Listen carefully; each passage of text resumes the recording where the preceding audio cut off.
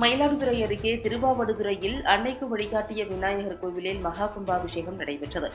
இதில் ஏராளமான பக்தர்கள் வழிபாடு செய்தனர். திருவாவடுதுறை ஆதீனம் பங்கேற்றார்.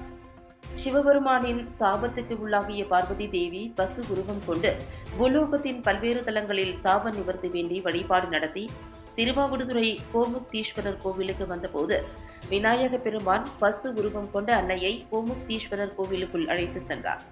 அங்கு அன்னையின் வழிபாட்டில் மனம் மகிழ்ந்த இறைவன் தேவியின் பசு உருவத்தை நீக்கி பழைய திருவுருவுக்கு மாற்றினார். அன்னைக்கு வழிகாட்டி அழைத்து சென்றதால் இந்த தலத்தில் உள்ள விநாயகர் பெருமான் அன்னைக்கு வழிகாட்டிய விநாயகர் என்ற பெயரில் கோவிலின் தென்கிழக்கு மூலையில் அருள் பாலிக்கிறார்.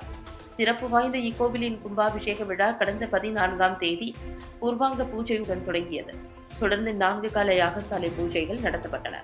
தொடர்ந்து 4ஆம் கால யாகசாலை பூஜையில் திருவாவடுதுறை ஆதீனம் 24வது குருமகா சன்னிதானம் ஸ்ரீலஸ்ரீ அம்பலவான தேசிக பரமாச்சாரிய சுவாமிகள் முன்னிலையில் புனித நீர் அடங்கிய கடங்கள் புறப்பாடு செய்யப்பட்டு விமான கலசத்தில் புனித நீர் ஊற்றி மகா கும்பாபிஷேகம் விமரிசையாக நடைபெற்றது.